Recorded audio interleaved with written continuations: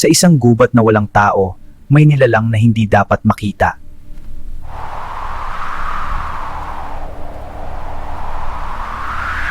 Habang siya'y naglalakad, may mga matang unti-unting lumilitaw sa paligid niya.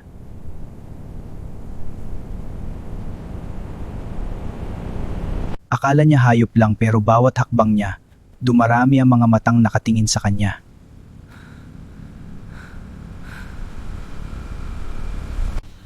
Ramdam niya ang malamig na hininga sa likod, kaya siya'y lumingon.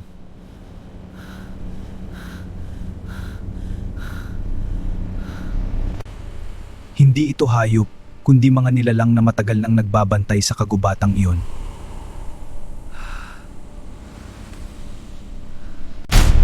At mula noong gabing iyon, may bagong mata nang nagbabantay sa dilim. Hindi pa ito ang wakas, sundan ang susunod na kwento.